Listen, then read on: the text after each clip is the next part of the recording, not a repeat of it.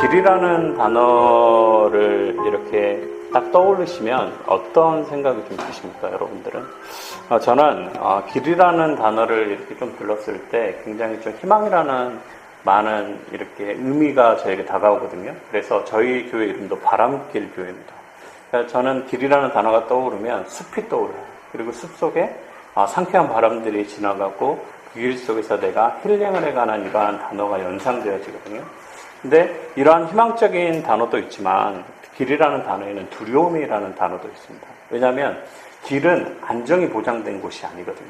내가 무언가를 가야 되고 아니면 그곳을 향해서 내가 뭔가를 결단하고 선택해야 되는 이러한 많은 일들이 우리에게 주어진다라는 겁니다. 그래서 길이라는 단어 가운데 우리가 이것을 청년사역이라는 부분 가운데 대입해 보면 희망보다는 오히려 두려움에 가까운 오늘날의 현실을 인지할 수도 있다라는 것이죠. 그래서 우리가 왜 청년사역의 길, 청년사역을 해 나아가는 가운데 우리는 두려움을 가질 수밖에 없는가. 그래서 그 원인에 대해서 우리가 좀 나눠보도록 하겠습니다. 자, 여러분 청년사역을 우리가 얘기하다 보면은 굉장히 많은 좀 두려움에 대해서 많이 겪게 되거든요. 그리고 많은 사역자들 만나보면 뭐 어떻게 해야 될지 모르겠어요. 청년사역이 잘 되지 않습니다. 이렇게 얘기하는 거죠. 근데 청년사역의 두려움의 대부분의 전제 조건은 뭐냐면 내가 한 영혼에 대한 집중의 부분에 있어서 우리가 과감한 투자를 못하고 있다는 부분에서도 우리가 보여진다라는 거죠. 왜 그러냐면 이러한 청년 사역들의 모습에 보면 다른 부서도 마찬가지고 한국교회 모든 담임 목사님들도 마찬가지겠지만 여러분 사역을 할 때 가장 신경 쓰이는 게 뭡니까 여러분들은? 대부분의 사역자들은 숫자에 대해서 많이 얘기를 해요. 출석 숫자, 그리고 예배 숫자, 그리고 내가 온 다음에 얼마나 그 숫자가 많이 늘었느냐에 우리는 굉장히 초점을 맞추고 있다라는 거죠. 그러다 보니까 이 사역이라는 개념이, 청년 사역이라는 개념이 어떻게 받아들여지느냐, 내가 이 숫자를 늘리지 못하면 나는 능력이 없는 사람으로 취급되어진다라는 거죠. 그러다 보니까 조급해지는 거예요. 애들을 많이 모아야 되고 어떻게든지 애들을 자리에 앉혀야 되다 보니까 정작 깊이 있는 신앙을 가르치지 못하는 상황에 직면하게 된다라는 겁니다. 그러다 보니까 이제 어떻게 되죠? 눈치를 보게 됩니다. 그리고 그런 눈치 속에서 우리는 사역의 본질을 잃어버릴 때가 참 많다라는 거죠. 저는 사역이 자꾸 흔들리고 사역 가운데 자꾸 어려움이 왔을 때 이 비유를 자꾸 되새깁니다. 어떤 비유냐면 잃어버린 양 한 마리에 대한 예수님에 대한 비유를 많이 떠올려요. 제가 좀 철이 없었을 때는 우리 김영광 목사님하고 저하고 동기인데 철이 없었을 때는 어떻게 얘기했냐. 나는 잃어버린 한 영혼 말고 남아있는 99마리의 양을 책임지는 목회를 하고 싶다. 아니 한 영혼 찾겠다고 내가 남아있는 99마리의 양들을 놓고 가버리면 그 양들의 위험은 어떻게 우리가 책임질 거냐 막 이런 얘기를 했었거든요. 근데 사역을 하게 되고 성경을 깊이 묵상하게 되고 예수님의 사역의 의미들을 우리가 기억하다 보니까 왜 우리가 잃어버린 영혼의 양 한 마리에 잃어버린 영혼에 대해서 집중해야 되는지를 알게 됐다라는 거죠. 그런데 한국교회는 조금 전에도 앞서 말씀드린 것처럼 이 99마리의 양에만 너무 관심이 가 있어요. 그리고 잃어버린 이 영혼에 대해서는 정작 무관심한 부분들이 많이 있다라는 거죠. 청년사역은 다수의 사역으로서 이루어질 수 있는 부분이 아닙니다. 회중적인 모습으로 회중적인 사역을 끌고 가다 보면 언젠가는 거기에 구멍이 나기 시작해요. 그리고 그 구멍에서 굉장히 빠른 속도로 청년들이 빨려 들어가 버리고 빠져버리는 것을 보게 된다는 거죠. 하지만 한 영혼 한 영혼에 집중하고 그 영혼이 변화시키다 보면 청년사역은 또 다른 부분이 있어요. 뭐냐? 내가 하지 않아도 청년들의 파급 효과가 굉장히 크다라는 겁니다. 그래서 확장성이 있다라는 것을 우리는 기억해야 되는 거죠.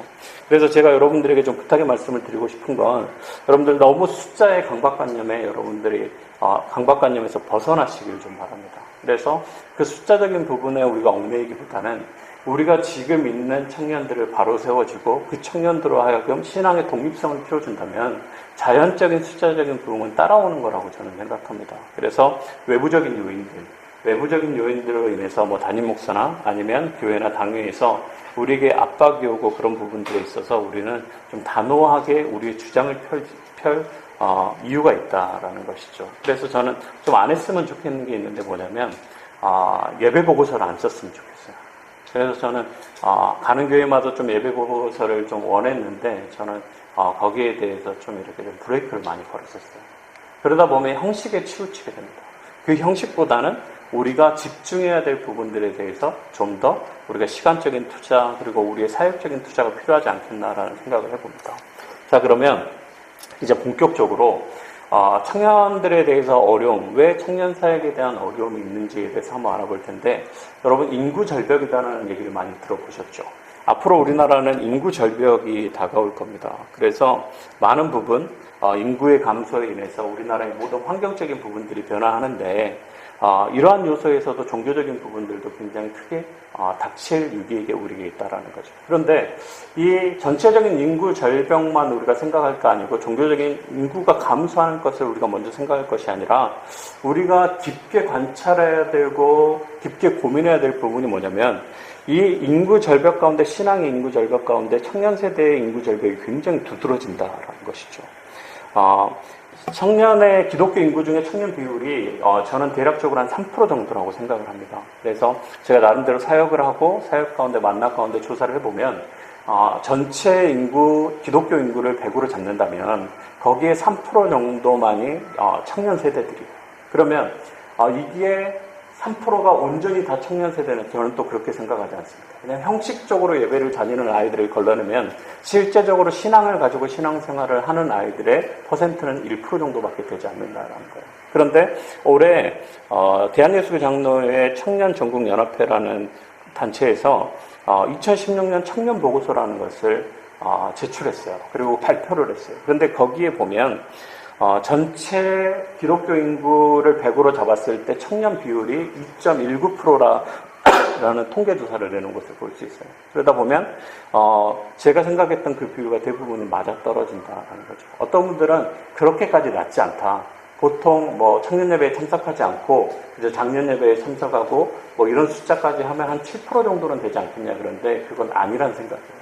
실제적으로 현장에 가보면 그리고 대학 안에 가보면 청년의 기독교 비율은 1%가 안 된다는 것을 볼 수 있죠. 그러면 1%가 안 된다는 건 뭡니까? 미전도 종족이라는 거예요. 그래서 우리는 이 청년 세대의 신앙의 절벽, 이 절벽 세대에 대해서 우리는 깊이 고민해 봐야 된다는 거죠. 30-40년 전만 해도 우리 교단에, 그리고 각 교단의 청년 세대의 퍼센트가 한 70% 정도 됐다라고요.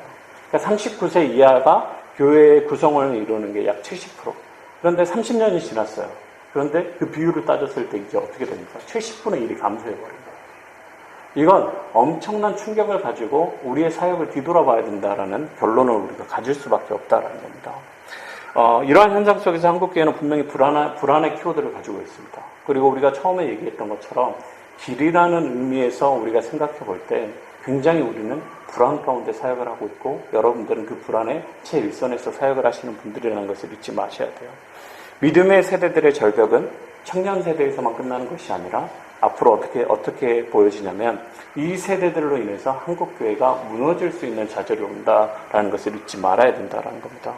자, 이제 조금 더 우리가 이제 생각해 보면 청월함에서 2015년에 195명의 청년 사역자들에게 이제 그 질문을 던졌어요. 그 질문이 뭐냐면 청년부 전망과 청년부 감소의 원인은 뭘까라는 부분들에 대해서 설문조사를 했는데 응답자의 85%가 청년 사역을 비관적으로 답변을 했었습니다. 그래서 뭐라고 얘기하냐면 신앙과 삶에 적절하지 못하는 대응으로 인해서 청년들은 떠나간다. 그리고 21%는 교회의 영성과 윤리성의 하락에 대한 실망이 청년들을 밖으로 내몰고 있다라고 얘기하는 거죠. 외부적인 요인보다 내부적인 요인이 더 청년들을 교회 밖으로 내몬다라고 얘기를 하는 겁니다. 자, 그러면 여기에서 우리가 집중해서 봐야 될 건 뭐냐면 약 85% 정도의 비율 가운데 두 가지 응답을 했잖아요. 신앙과 삶에 적절한 대응을 하지 못해서, 그리고 교회에 많은 불협화음으로 인해서 청년들이 교회를 떠난다라고 얘기했는데, 사실 이건 서두에서 말씀드린 것처럼 청년 사역자에게 대한 질문이었어요. 그러다 보니까 문제적인 부분들을 부각시켜서 얘기하는 부분들이 있었는데, 저는 좀 교회를 떠난 청년들을 좀 자주 만나게 되거든요. 대학 안에서 만나게 되고 또 많은 부분 가운데 저에게 찾아오기도 하고, 그래서 청년들하고 대화를 나눠보면 교회적인 문제에서 청년들이 교회를 떠나는 건 그렇게 많지 않다라는 것을 깨닫게 됐어요. 교회가 사회적인 부분 가운데 지금 취업이 어렵고 우리가 어떻게 미래를 보고 비전을 품어야 되는지에 대해서 가르쳐주지 않습니다. 이거 가지고 청년들이 교회를 떠나지 않는다라는 거예요. 자기가 어릴 때부터 다녀왔던 교회가 쉽게 떠나는 것이 아니고 또 교회가 다툼이 있고 싸움이 있어도 청년들은 교회를 떠나는데 그게 많은 요소가 되지 않아요. 장년들은 교회를 떠나는 데 있어서 이 부분이 굉장히 명확하게 드러납니다. 근데 청년들은 그러한 문제라고 해서 교회를 쉽게 떠나지 않더라는 거예요. 그러면 왜 청년들이 교회 현장 속에서 떠나게 되느냐? 그리고 왜 믿음까지 버려지는 상황까지 몰리게 되느냐라는 것을 우리는 생각해 봐야 된다는 거죠. 이건 뭐냐면 관계적인 부분이라고 저는 생각을 합니다. 많은 부분, 이 관계라는 키워드가 모든 것에 대입되어 있어요. 그래서 우리가 한번 이제 앞으로 고민해 볼 텐데 청년들이 교회를 떠나는 이유는 저는 관계에서 오는 불만족이라고 생각을 합니다. 그래서 이러한 관계의 틀 속에서 우리는 그러면 어떠한 관계의 틀 속에서 청년들은 교회를 떠나고 있는지 그리고 그 속에서 우리가 깨닫지 못하는 부분이 뭔지를 우리가 한번 같이 보도록 하겠습니다. 자, 그러면 관계라는 틀이에요. 관계라는 틀 가운데 우리가 이제 청년들이 떠나는 부분들을 생각해 볼 텐데, 자, 이 그림을 한번 보시면 좀 어떻습니까? 사역자와 청년들의 신앙에 대한 부분 아니면 모든 생각적인 부분들이 좀 갈려있는 부분들이 있어요. 자, 그게 뭐냐면 사역자는 신앙적으로 청년들에게 대하는 부분들이 있고 그리고 청년들은 진로적인 부분을 가지고 생각하는 부분들이 있어요. 자, 그리고 봉사와 신앙적인 부분들의 또 대립적인 부분들이 분명히 있다라는 거죠. 이걸 조금 제가 자세하게 설명을 해드리도록 하겠습니다. 개와 고양이는 여러분 어떻게 생각하십니까? 절친일까요? 요즘 말로 절친일까? 가까운 사이일까요? 개와 고양이는 절대 친해질 수 없다라고 얘기하잖아요. 왜 그럴까요? 개는 꼬리를 들면 뭡니까? 어떤 기분을 표현하는 거예요? 꼬리를 들면 기분이 좋은 거예요. 그래서 자신이 가장 기분이 좋으면 꼬리를 들고 꼬리를 흔듭니다. 그리고 싸울 때는 어떻게 되냐면 꼬리를 바짝 낮춰요. 그런데 고양이는 반대적인 부분을 가지고 있어요. 고양이는 꼬리를 들면 싸우겠다라는 거예요. 그리고 꼬리를 내리면 친해지고 싶다라는 거예요.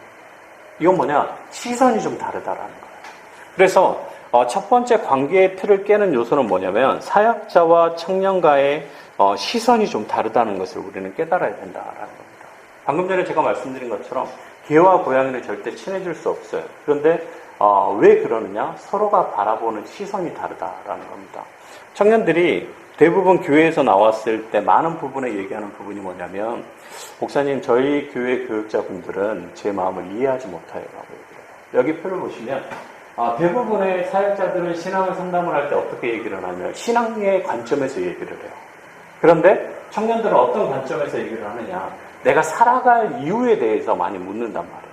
그래서 취업에 대한 고민들, 앞으로 미래에 대한 고민들에 대해서 얘기할 때 사역자분들이 대부분 답을 어떻게 내려주느냐? 기도하자. 하나님 앞에 좀 더 헌신하면 하나님께서 좋은 것을 주실 것이다. 대부분 이러한 뉘앙스를 가지고 결론을 낸다라는 거죠. 근데 여러분, 청년들이 10년, 20년 신앙생활 하면서 그 답을 몰라서 여러분들에게 와가지고 그 질문을 던질까요?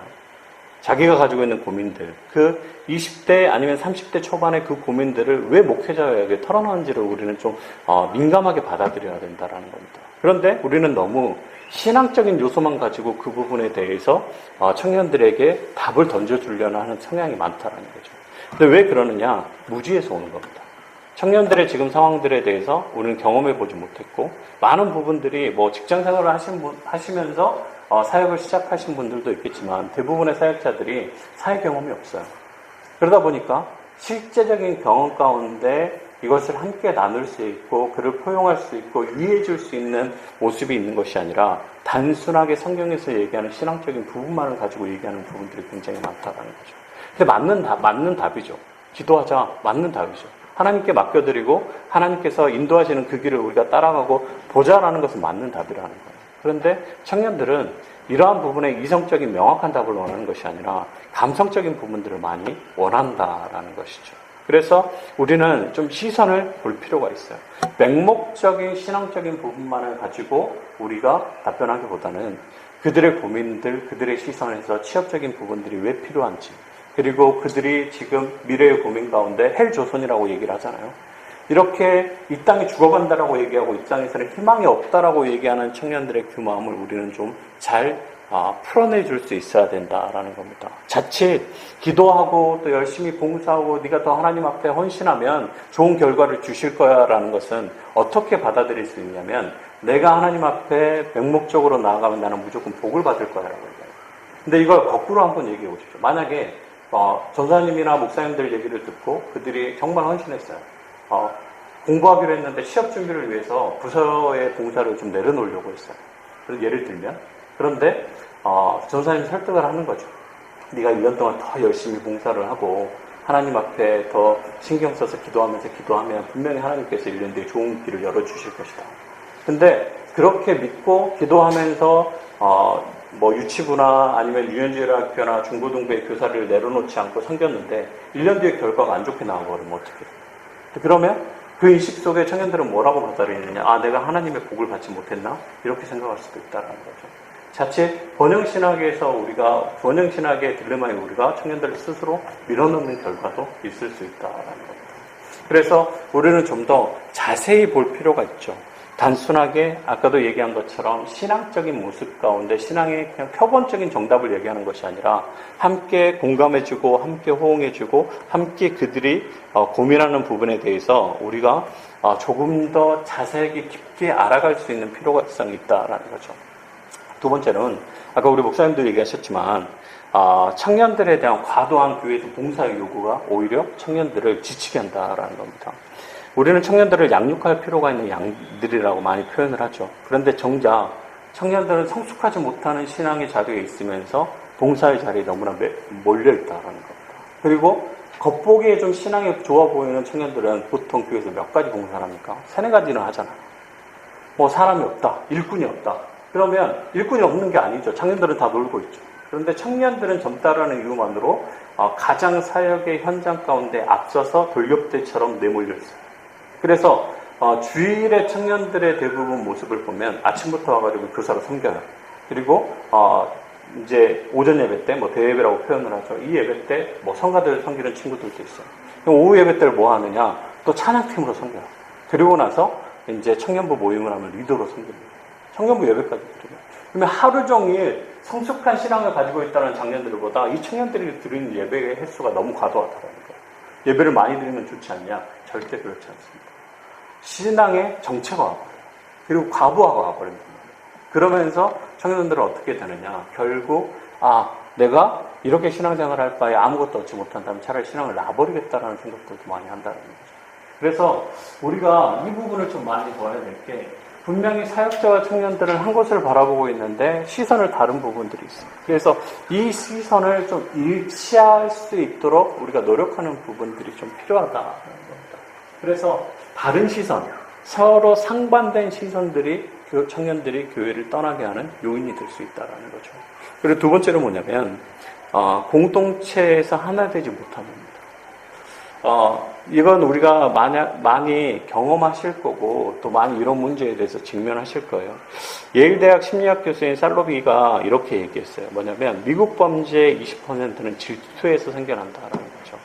그러니까 다시 말해 질투의 행위를 보면 자기와 관계없는 사람들, 아무런 이유가 없는 사람하고는 절대 질투가 일어나지 않는 것을 볼 수 있습니다. 자, 예를 들면 옷가게를 하는 사람이 농사를 짓는 사람의 소득에 대해서 질투를 할까요? 그렇지 않을 겁니다. 전혀 상반된 업종을 가지고 있기 때문에.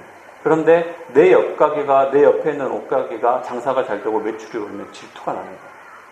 왜 저 사람은 저렇게 할까? 그래서 때로는 비난의 화살을 쏘기도 하겠죠. 청년들도 마찬가지입니다. 청년들도 교회 안에서 공동체 속에서 자꾸 문제가 일어나는데 이건 공동체가 하나 되지 않음으로써 일어나는 문제들이 굉장히 많아요. 그래서 몇 가지 원인들을 보면 섬김의 방법과 이해의 차이에서 문제가 일어납니다. 서로의 의견이 통합되지 않는 거죠. 그래서 자기 의견을 보고 자기가 하고자 하는 그러한 부분들에 대해서 끊임없이 강조를 하고 그렇게 아니면 안 된다는 식으로 윽박지르는 부분들이 많이 있어요. 또 두 번째로는 이성교제로 인한 갈등이 많이 있습니다. 또 세 번째로는 시기와 질투로 인한 다툼 그리고 따돌림 속에 많이 있다라는 거죠. 사실 청년들은 교회 안에서 제가 조금 전에도 말씀드렸는데 교회 내부 장년들의 분쟁에 대해서는 그렇게 크게 영향을 받지 않습니다. 우리는 그게 많은 영향을 받을 것처럼 보이는데 사실 청년들에까지 그렇게 체감적으로 많이 다가오진 않아요. 그러면 청년들이 교회를 떠나는 건 교회 안에서 주는 이러한 공동체에 하나 되지 못한 갈등 속에서 많이 떠나는 걸 볼 수 있어요. 친구 때문에 떠나고요. 그 다음에 같이 교제를 했던 헤어졌던 그러한 이성들 때문에 많이 떠나기도 하고요. 또 그 안에서 일을 잘하는 시기와 질투. 근데 이 시기와 질투가 결국 어디서부터 촉발되느냐? 교육자들한테부터 많이 촉발돼요. 너무 편애적인 모습으로 청년들을 대하다 보면 청년들이 쉽게 받아들이고 쉽게 예민해서 압니다. 그래서 우리로 인해서 많이 떠나는 것도 볼 수 있죠. 그리고 교회 안에도 따돌림이 굉장히 심각해요. 영적 따돌림이 있어요. 그래서 굉장히 같이 어울리지 못하고 영적으로 좀 비하하는 모습들도 많이 나타나는 것을 볼 수 있죠. 이러한 상호 존중이 없는 사역을 하다 보면 결국 우리는 편가르기식 사역밖에 안 됩니다. 그리고 우리가 좀 유념하셔야 될 게 여기 있는 목사님들이시라 이제 사역의 경험이 있으셔서 안 그러겠지만 이제 사역을 막 시작한 전도사님들이 이런 오류를 많이 보면 뭐냐면 편애해서 데리고 있는 아이들만 데리고 편한 아이들 그리고 일을 잘할 것 같은 청년들만 데리고 일을 해요. 그러다 보니까 이렇게 서슴지 않고 내뱉는 말도 있는데 나는 너네들을 신뢰하지 못한다라는 얘기들도 많이 내뱉습니다.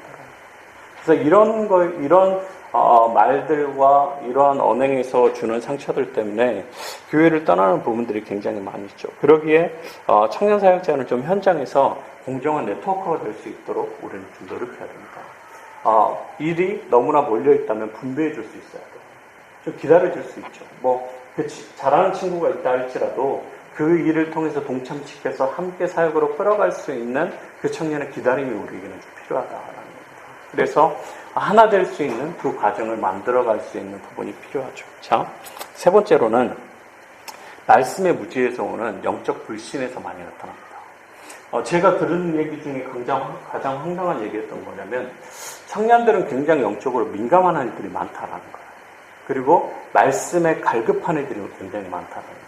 그래서 나름 그 방면을 가지고 요즘 아이들은 굉장히 공부를 많이 해요. 그래서 어떤 아이들을 보면 신학생들보다 더 뛰어난 성경적인 지식을 가지고 있는 분들이 굉장히 많다는 겁니다.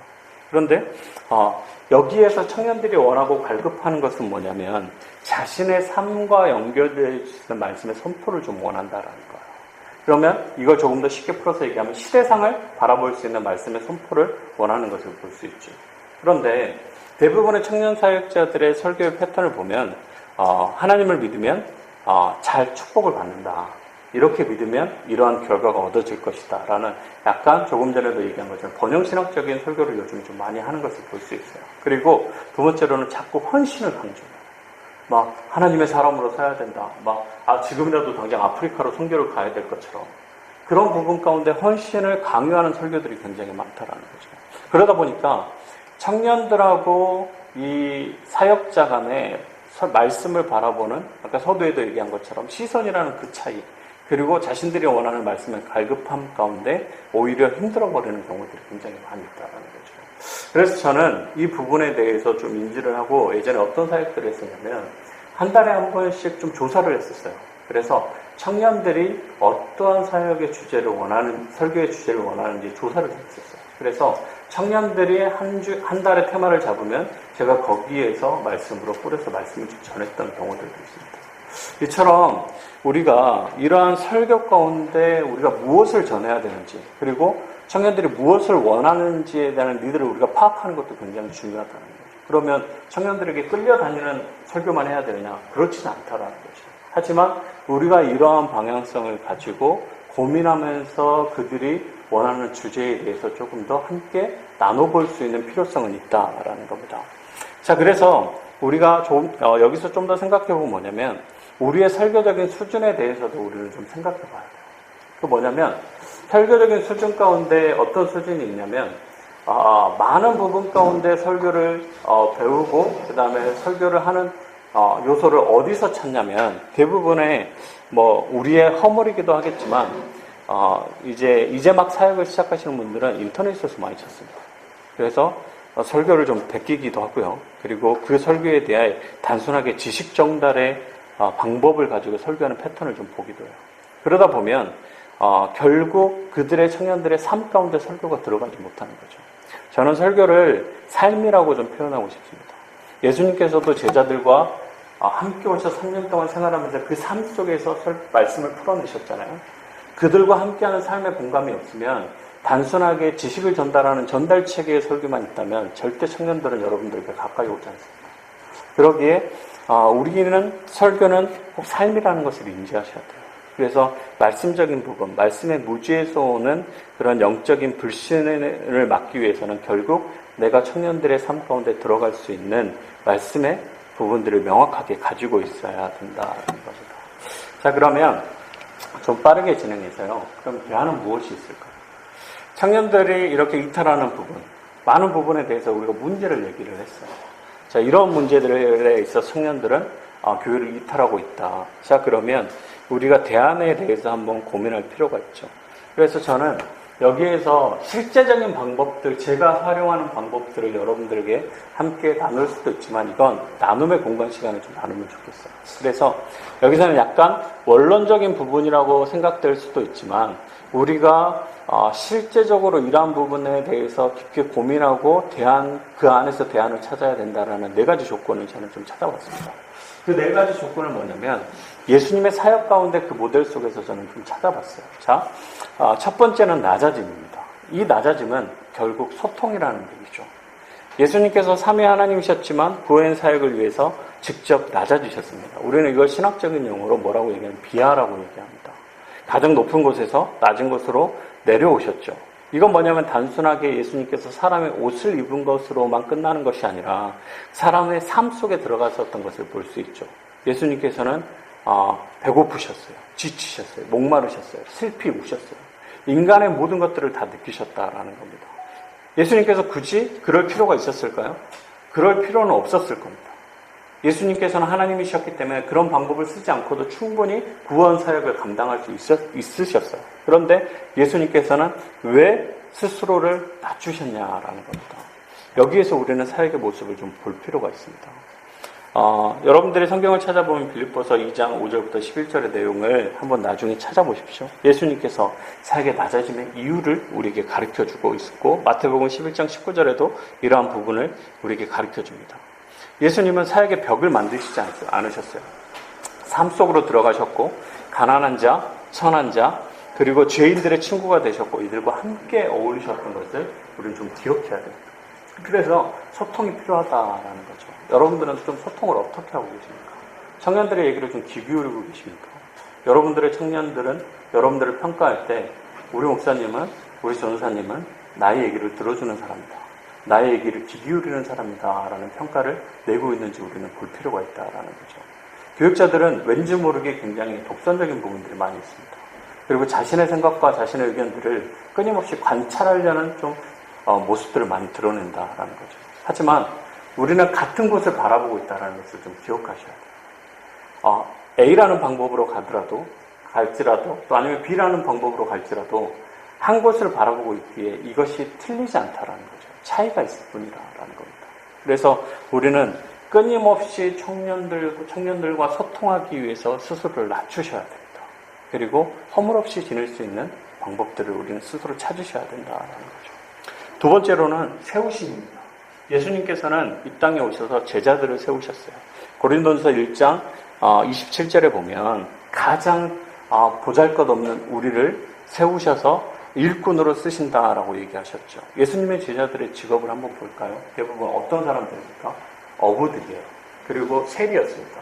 그러면 이 당시 사회 속에서도 주류를 이루는 계층들이 아니었다라는 겁니다. 그러면 이들은 왜 예수님의 제자가 됐느냐? 예수님께서 택하셨기 때문에 그런 거예요. 그 이유를 고린도전서 1장 27절에서 명확하게 얘기해주고 있는 겁니다. 그래서 예수님과 함께 3년의 공생애를 보냈던 제자들은 완전히 다른 삶을 살게 되는 것을 우리는 볼 수 있죠.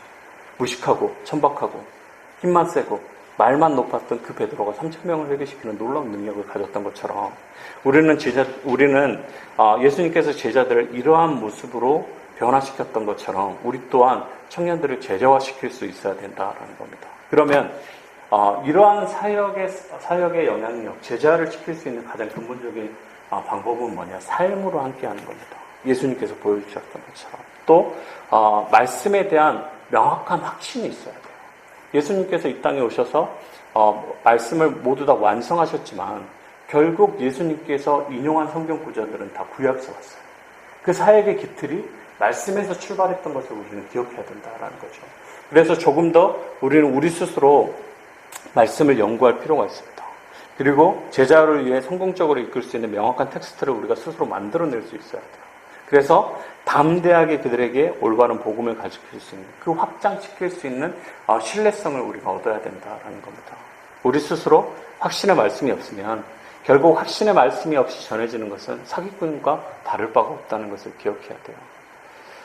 말씀에 대한 명확한 이해, 그리고 예수님이 하셨던 것처럼 삶으로 들어가서 그들과 하나됨이 결국 제자와의 선곡이라는 것을 잊지 마시길 바랍니다. 세 번째로는 찾아감에 있습니다. 이 찾아가면 위로자의 모습을 가지고 있어요. 요한복음 11장 28절에서 37절에 보면 예수님께서는 사람들이 우리에게 찾아오시기를 원하시는 것이 아니라 먼저 찾아갔던 것을 볼 수 있습니다. 그리고 함께 찾아가서 그 슬픔을 위로해 줬었어요. 가장 대표적인 예가 나사로의 얘기겠죠. 예수님께서 나사로가 죽었다는 소식을 듣고 나사로의 집을 방문하셨어요. 그리고 나서 예수님께서 하나님이시지만 인간의 모습을 보이시는데 예수님께서 그 슬퍼하는 자들의 슬픔을 보고 함께 우시는 것을 볼 수 있습니다. 이건 뭐냐? 애통함을 함께 나누는 겁니다. 우리는 위로자가 돼야 돼요. 야, 나는 사역자니까 너희들이 와서 상담해. 나는 사역자니까 너희들이 교회로 와야 돼. 이게 아니라 우리가 먼저 교회 밖으로 그들의 삶의 현장 속으로 나아갈 수 있어야 된다는 겁니다. 여러분, 사역자가 직장을 찾아온다? 사역자가 학교를 찾아온다? 여러분, 우리는 그런 사역 쉽게 할 수 있지라고 얘기를 하잖아요. 그런데 그게 쉽게 되진 않아요. 그런데 그 사역을 가지고 직장을 찾아가고 학교를 찾아가잖아요. 청년들이 받는 감동은 굉장히 다릅니다. 교회 바깥에서 목회자가 나를 찾아온다? 굉장히 큰 의미를 부여한다라는 거죠. 그리고 작은 몇 마디 아니면 차 한잔 나누는 그 작은 시간이라도 청년들은 큰 위로를 받는 것을 볼 수 있어요. 이처럼 예수님께서 먼저 다가오셨고 우리의 마음을 놓고 하셔서 결국 성령의 문을 여시게 하시고 복음의 증인이 되게 하시는 것은 뭐냐면 찾아감에 있다라는 것을 잊지 말아야 되죠. 복음은 들음에서 나고 들음은 행함에서 난다라고 했습니다. 이건 명확한 진리예요. 결국 우리가 복음의 사자로서 그들에게 다가가 복음을 증거하면 결국 내가 나서야 된다는 것이죠. 그런데 교회는 형용화되어 있어요. 그래서 자꾸 모이라고 얘기합니다. 너네들이 모이면 내가 말씀을 전해줄게. 예배의 형태가 그렇게 되어 있잖아요.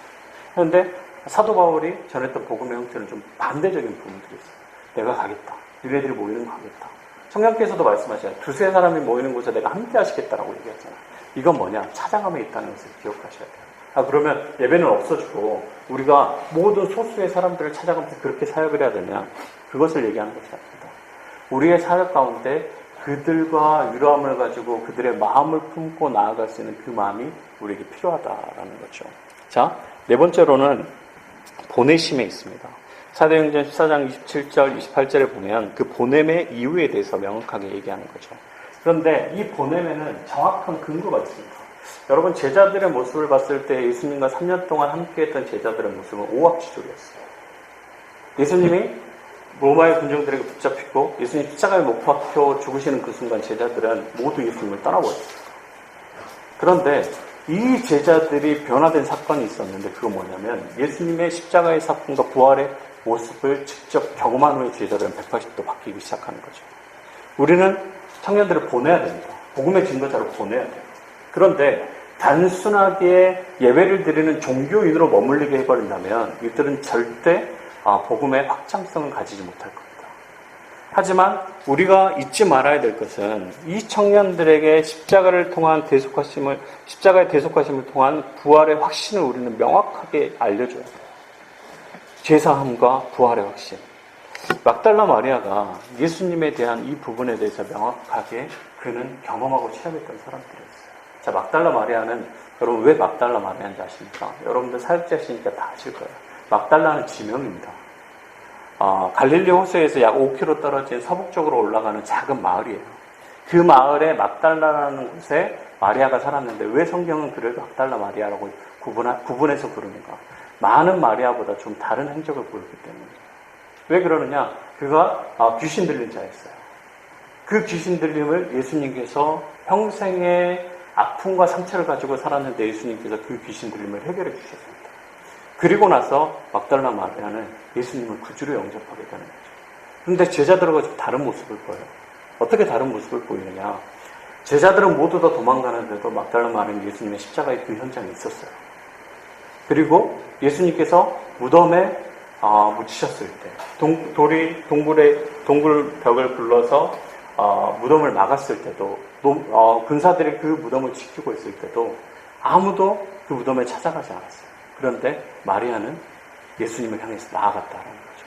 그래서 그가 얻은 것이 무엇입니까? 부활하신 예수님을 처음으로 못 봤다라는 거죠. 근데 여기서 끝나는 게 아닌 거죠. 그 십자가의 사건을 받고 부활하신 예수님을 만났어요. 그랬는데 예수님께서 막달라 마리아에게 굉장히 중요한 사명을 알려줍니다. 뭐냐면 제자들에게 가서 네가 본 것을 그대로 전하라는 거예요. 이게 뭡니까? 복음입니다. 굿뉴스예요. 예수님과 함께하는 이러한 사건 가운데 명확함을 가지고 있다면 우리는 우리의 청년들이 그들에게 나아가서 세상 가운데 나가서 복음의 증거자로 살아갈 수 있는 그 길을 우리가 스스로 보여줄 수 있을 것입니다. 하지만 청년들에게 십자가의 대속의 사건을 정확하게 이해하지 못하는 삶을 주거나 아니면 부활의 능력에 대해서 우리가 명확하게 보여주지 못한다면 결국 우리는 청년들을 종교인으로 만들어버릴 수밖에 없는 거죠. 그런 예수를 믿는 중심이 바로 여기에 있기 때문입니다. 그리고 그 보냄에 있어서 우리는 삶의 현장을 좀 이해할 필요가 있어요. 자, 비즈니스 에즈 미션이라고 해서 요즘에는 뱀어들을 많이 얘기해요. 뱀이라는 얘기를 많이 해요. 그래서 삶의 현장 속에서 복음의 삶의 선교사로 살아가야 된다 얘기를 하는 거죠. 그래서 우리는 이 부분에 대해서 돈을 어떻게 다뤄야 되는지, 그리고 우리는 직장 속에서 어떻게 복음의 증거자로 살아가야 되는지에 대해서 많이 알려줄 필요가 있다라는 겁니다. 이 보냄의 과정 속에서 이제까지의 한국교회의 모습을 보면 모이라고만 얘기했어요. 교회 안으로 모여라. 교회 안으로 모이자. 교회를 더 크게 쓰자. 많은 사람들이 더 모여서 우리가 하나님 앞에 더 영광을 드리자라고 얘기했어요. 그런데 이 모임이 오늘날의 현상으로 한국교회를 보니까 실패하는 부분들이 굉장히 많다라는 거죠. 직장에서 그리스도인임을 숨기는 사람들이 너무 많다라는 거예요. 한 번은 우리가 이런 예화로도 많이 쓰잖아요. 이런 경우를 많이 예화로도 쓰잖아요. 직장 가운데 상사하고 부하 직원인데 이 부하 직원이 같은 교회를 한 몇 년 동안 같이 다녔는데 어느 날 교회에서 만나고 나서 처음 한 거예요. 왜 그럴까요? 전혀 그 사람이 교회를 다닐까라는 생각을 못하고 살았기 때문입니다. 삶과 신앙이 분리되어 버리는 경우도 되게 많죠. 뭐 술을 마시는 게 구원하고 연관되어 있지는 않습니다. 뭐 성경에서 뭐 술을 마신다고 지옥에 간다고 하진 않기 때문에. 그런데 우리나라의 신앙의 전통상 술과 담배는 좀 금하고 있어요. 그런데 많은 그리스도인들이 이 술 취함에 빠져서 직장 생활을 합니다. 그리고 세상적인 타락과 벗어나지 못하고 신앙생활을 하는 부분들이 많이 있죠. 이건 뭐냐면 우리가 그동안 일터에 대해서, 보냄에 대해서 집중하지 못했다는 거예요. 그러다 보니까 청년들이 그 일터에 나아가야 되는데 교회에서 살아가는 부분들은 한정되어 있고 시간의 부분들은 짧은데 일주일에 5일에서 6일은 세상 속에 살아가야 되는데 어떻게 살아가야 될지 모르는 거예요. 그래서 결국 시간이 지름을 통해서 회의감이 들고 교회를 떠나는 일들이 있다라는 겁니다. 이제는 우리는 이러한 일터에 대한 신앙에 대해서 우리가 주목해야 돼요. 그리고 그들을 향해 나아갈 수 있을 필요가 있다라는 겁니다. 백바울 선교사님이라는 분이 이 비즈니스 선교를 하시는데 이분이 좀 이렇게 얘기했어요. 어떻게 얘기했냐면 삶과 신앙의 일치를 보여준 그런 선조들의 신앙을 우리는 존경해야 된다. 하지만 오늘날 우리의 삶 속에서 삶과 신앙 속에서 일치함이 보여지지 않는다. 그건 결국 일터의 신앙을 놓쳤기 때문이다 라고 얘기하는 거죠. 여러분, 우리 청년들에게 일터 속에서 우리가 신앙을 어떻게 지켜야 되는지 우리는 분명히 그들에게 가르쳐야 되고 그 답은 바로 십자가의 대속사건과 부활이 있다는 것을 기억해야 됩니다. 그리고 나서 마리아를 보여줬던 그 마리아가 예수님과 가까이 가면 갈수록 그가 예수님의 증거자가 되었던 것처럼 제자들에게 나아가서 예수님의 부활의 소식을 전한 것처럼 우리 또한 우리 또한 청년들에게 이러한 사역을 감당되어질 수 있도록 우리 또한 사역의 현장 속에 있어야 된다라는 겁니다. 저는 청년에 대한 그런 문제들 그리고 청년이 교회를 이탈하는 부분들에 대해서 원론적인 4가지 방법을 말씀드렸어요. 이 방법에 대해서 우리가 모르는 게 아니다 라고 여러분들이 평할 수도 있을 겁니다. 하지만 왜 굳이 다시 이 원론적인 4가지 방법들을 얘기하냐면 이게 출발점이기 때문입니다. 이 출발점을 통해서 이제 우리는 우리가 해나가야 될 방법론적인 부분들을 나눠야 돼요. 그건 혼자 할 수 있는 게 아닙니다. 우리가 함께 모여서 우리의 경험들을 나누고 우리의 지식들을 나누고 우리의 사역의 네트워크를 이뤘을 때 우리는 이 출발점 상에서 많은 방법들을 통해서 청년 문제를 해결할 수 있는 방안들을 찾을 수 있을 겁니다. 제가 준비한 발표는 여기까지입니다. 우리가 이 부분을 함께 더 고민해보고 또 우리가 함께 나눔을 통해서 방안들을 이뤄가기를 간절히 기도합니다. 이상입니다. 제가 기도할게요. 하나님 아버지 감사합니다. 저희들이 짧은 시간이지만 청년 문제에 있어서 청년분들의 해결점과 방안들에 대해서 또 우리가 어떻게 출발해야 되는지에 대해서 한번 나누어 봤습니다. 이 나눔 속에서 주님께서 주신 지혜가 있게 도와주시옵시고 저희들 앞으로 또 저희들이 진행해야 될 그 진행의 과정 속에서도 주님께서 함께함이 있을 수 있도록 역사하여 주시옵소서. 간절히 소원하오며 살아계신 예수 그리스도 이름으로 기도합나이다. 우리 잠깐 쉬었다가요.